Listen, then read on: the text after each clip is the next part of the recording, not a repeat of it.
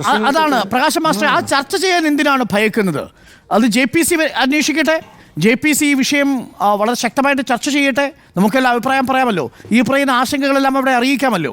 ആ ബില്ല് വരുന്നതിനെ തന്നെ നിങ്ങൾ എതിർക്കുന്നത് എന്തിനാണ് പ്രകാശ് മാസ്റ്റർ? ഇതിൽ ഈ ബില്ല് കൊണ്ടുവരുന്നത് BJP ആണ് എന്നുള്ളത് വളരെ പ്രധാനപ്പെട്ട സംഗതിയാണ്. അവരുടെ അടിസ്ഥാന ആശയം സംബന്ധിച്ച് ഞാനിവിടെ പറഞ്ഞു. പിന്നെ ഈ കാര്യങ്ങളെ സംബന്ധിച്ചൊന്നും ഒരു രേഖയുമില്ലെന്ന് പറയുന്നത് ശരിയല്ല. രാംനാഥ് കോവിന്ദിൻ്റെ 18,626 പേജുകളുള്ള റിപ്പോർട്ട് ഓപ്പൺ ഡോക്യുമെൻ്റാണ്. ആ ഓപ്പൺ ഡോക്യുമെൻറ്റിനകത്ത് കൃത്യമായിട്ട് പറഞ്ഞിട്ടുണ്ട് 100 ദിവസക്കാലം കൊണ്ട് എല്ലാ സ്ഥലങ്ങളിലെയും തെരഞ്ഞെടുപ്പ് നടത്തണമെന്നുള്ളത് കൃത്യമായി പറഞ്ഞിട്ടുണ്ട്. ആ ഡോക്യുമെൻ്റ് അതേപടി അംഗീകരിക്കുകയാണ് സെപ്റ്റംബറിൽ ചേർന്ന കേന്ദ്ര ക്യാബിനറ്റ്. അതുമായി ബന്ധപ്പെട്ടുകൊണ്ട് അതിനെ അടിസ്ഥാനപ്പെടുത്തി തന്നെയാണ് ബില്ല്. അതുകൊണ്ട് ബില്ലിൽ എന്താണ് വരുന്നതെന്നതിനെ സംബന്ധിച്ച് വലിയ നിലക്ക് ആളുകൾക്ക് അറിയില്ല എന്ന് പറഞ്ഞാൽ യാതൊരു അർത്ഥമില്ല. ഇവിടെ ഇപ്പോൾ 5 കൊല്ലക്കാലത്തിനിടയിൽ രാഷ്ട്രീയമായിട്ട് ഒരു മാറ്റം ഒരു സ്റ്റേറ്റിൽ ഉണ്ടാക്കാൻ വേണ്ടി പാടില്ല എന്ന് പറയുന്നത് ജനാധിപത്യപരാണോ? 3 കൊല്ലവും 4 കൊല്ലവും 2 കൊല്ലവുമായിട്ടുള്ളൊരു ഗവൺമെൻറ് അട്ടിമറിക്കപ്പെടുന്നു എന്ന് പറയുന്നത് ജനാധിപത്യപരാണോ? അതല്ലെന്നുള്ളത് ആർക്കും അറിയാതിരിക്കുന്നത്. പിന്നെ JPCക്ക് വിടാൻ സാധ്യതയുണ്ട് എന്ന് പോലും കൃത്യമായി പറയാൻ കഴിയില്ല. ഇനി ഈ ബില്ല് പാസ്സാക്കാനുള്ള നില BJPക്ക് ഉണ്ടെന്ന് പറയാൻ കഴിയുമോ? നിങ്ങൾക്ക് പരിശോധിച്ചാൽ കാണാം, NDAക്ക് 2 സഭയിലും ഈ ബില്ല് നിയമം വരണമെങ്കിൽ ഒരുപാട് ഭരണഘടനാ ഭേദഗതി വേണം. 2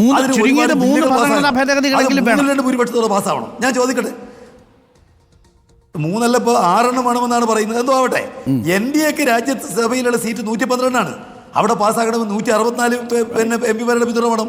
ലോകസഭയിൽ അവർക്ക് 292 സീറ്റാണ്. പാസ്സാകണമെങ്കിൽ 364 സീറ്റ് വേണം.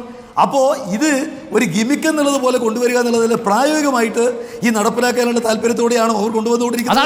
ഇവിടെ ഉറപ്പില്ലാത്ത ഒരു ബില്ല് കൊണ്ടുവരുന്നത് അതൊരു രാഷ്ട്രീയമായ ചർച്ചയാവട്ടെ.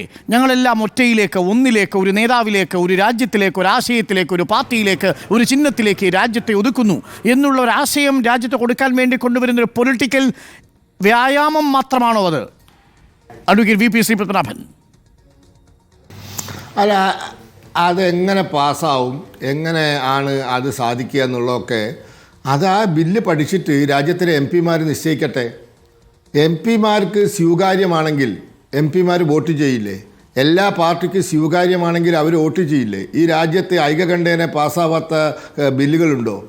ഞാൻ ചോദിക്കട്ടെ, 10% സാമ്പത്തിക സംവരണം ഏർപ്പെടുത്തിയതാണ് BJP കൊണ്ടുവന്ന ഭരണഘടനാ ഭേദഗതി. ഇപ്പം BJP ആകെ കൊണ്ടുവന്ന 2 ഭരണഘടനാ ഭേദഗതി എന്താണ്? ഒന്ന്, പിന്നാക്ക ജാതി കമ്മീഷന് ഭരണഘടനാ പദവി കൊടുത്തു.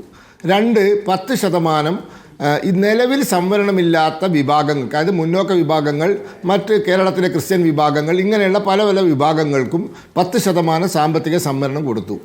ഇത് ഭരണഘടനാ ഭേദഗതിയല്ലേ? അന്ന് ഞങ്ങൾക്ക് 364 ഉണ്ടായിരുന്നോ? അന്ന് ഞങ്ങൾക്ക് ഇത്രയും സീറ്റ് രാജ്യസഭയിൽ ഉണ്ടായിരുന്നോ? പാസ്സായില്ലേ? അവർ സഹകരിക്കും എന്ന് നിങ്ങൾ പ്രതീക്ഷിക്കുന്നു? അല്ല, എല്ലാവർക്കും സ്വീകാര്യമായ രീതിയിൽ ഒരു രാജ്യത്തിൻ്റെ ഗുണത്തിന് വേണ്ടി ഒരു കാര്യം ചെയ്യുമ്പോൾ അത് പാടില്ല, അത് ശരിയാവില്ല.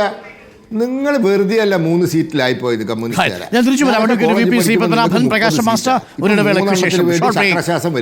നിങ്ങൾ കണ്ടുകൊണ്ടിരിക്കുന്നത് ഒരു രാജ്യം ഒറ്റ തിരഞ്ഞെടുപ്പ് കരട് ബില്ലിന് കേന്ദ്രമന്ത്രിസഭ അംഗീകാരം നൽകുമ്പോൾ പാർലമെന്റ് ഈ സെഷനിൽ തന്നെ ഒരു പക്ഷേ ചർച്ചയ്ക്കെടുക്കുമ്പോൾ അതിന്റെ രാഷ്ട്രീയ യുക്തി എന്ത് എന്നാണ്. ഒറ്റ തിരിഞ്ഞ ബുദ്ധിയോ ഒറ്റ തിരഞ്ഞെടുപ്പിന് പിന്നിലെന്നാണ് ചോദ്യം.